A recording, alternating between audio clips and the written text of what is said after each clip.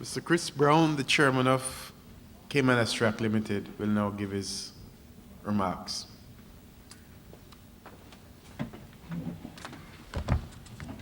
Thank you very much, Jack.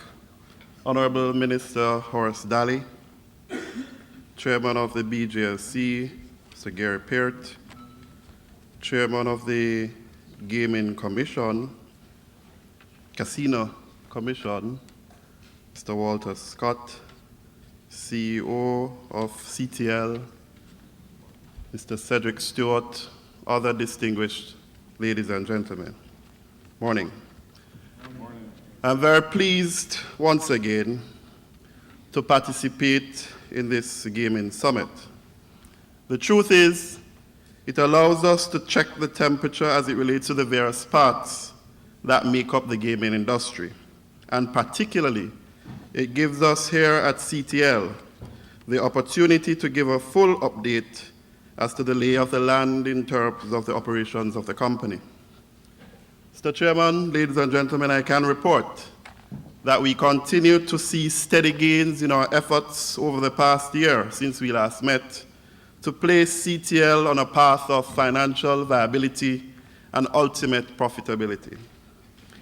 We are reducing our debt and servicing our payables in a more efficient and creditable way.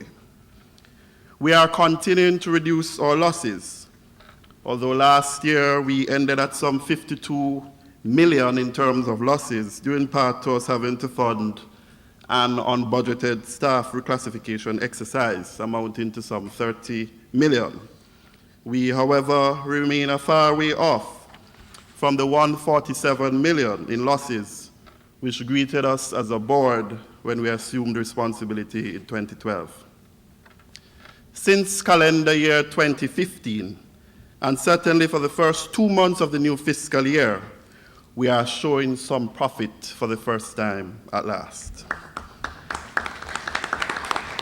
We have stemmed the financial bleeding thanks to the work of the management team and our esteemed financial controller, Mr. Prince.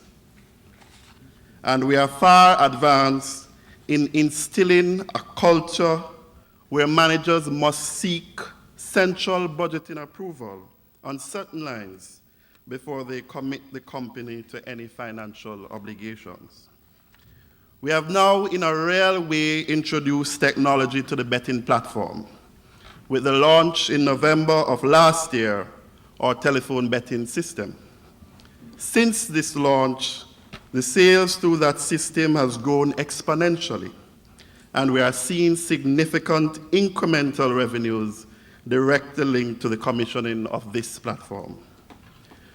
We have also, since we last met, signed a far-reaching agreement with the largest bookmaking entity in the country, which will see them selling only our bets on a race day and operating as full OTBs. We are therefore solidly bringing the industry together. One tote, one industry, more profits. Mr. Chairman, we have improved the physical look and feel of the plant. This without a capital budget. We have had to become extremely creative in our financial management, operating practices, and in implementing new initiatives. We have started to patch our roads. We have started to repair our stables.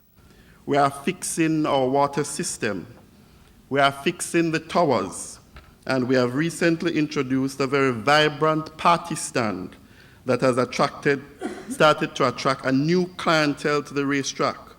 Coupled with our live entertainment series, we are seeing bumper crowds at the track and indeed across our OTB network. Our focus in terms of the policy direction and management of the company has been based on one, an efficient and effective product marketing. Two, the use of technology to improve the betting platform, and we have done that through telephone betting. The addition of new products through strategic entertainment, the live music party sessions that we have, and also the addition of the new party stand, as I mentioned earlier. We have also started discussions with the Jamaica Tourist Board to formally position Caymanas Park as a part of our tourist product.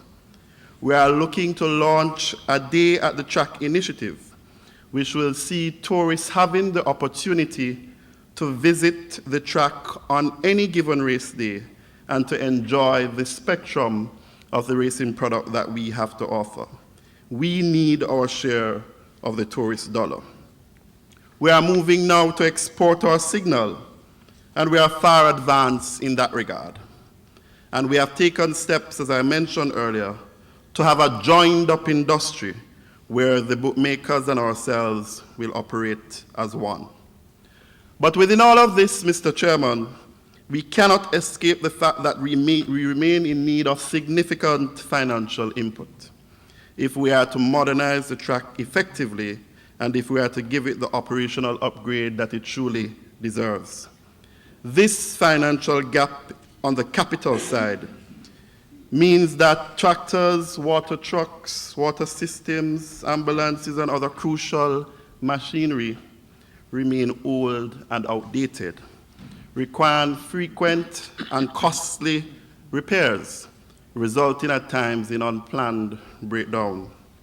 It also means that the overall of the racetrack itself is not given the full servicing and maintenance and ultimate upgrade which is required if we are to maintain an operation of the highest quality.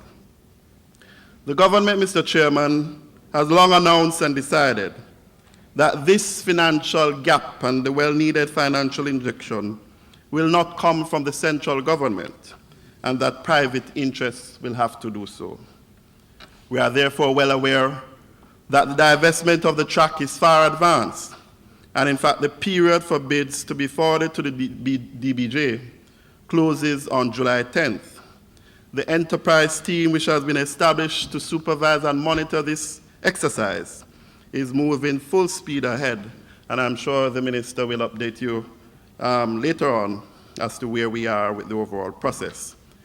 In the interim, we as a board and the management team will continue to run CTL as a business, maintaining the highest, tightest management of our financial resources and undertaking the requisite growth and strategic initiatives that can aid the long-term viability of the business. It is not an easy road. The entities and people that we owe are real.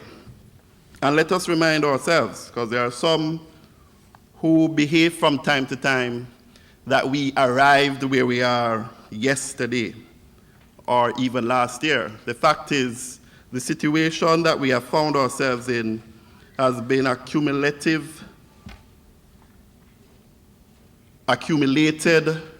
difficulties over many years that has seen the financial difficulties that the company is in at this time.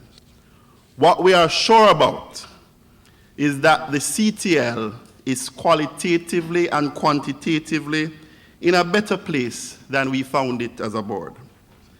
And we are forever confident that given the adequate infusion of financial capital, the future of horse racing, once managed properly and as a business, will be a viable and profitable enterprise in Jamaica.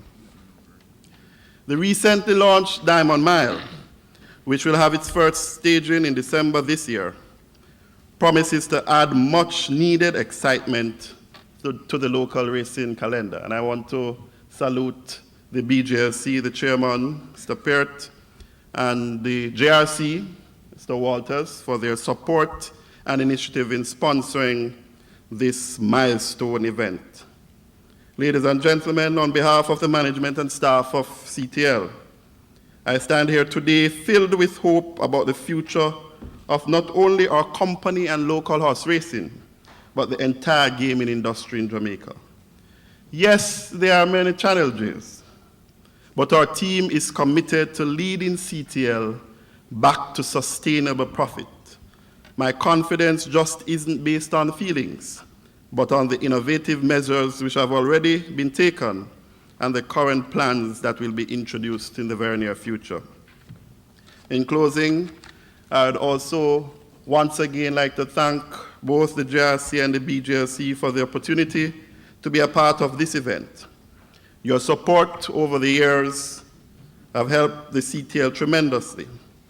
I would also like to encourage all of you to bring bold and new ideas for the consideration of the overall team, particularly when we sit down in the panel discussion for horse racing later this afternoon.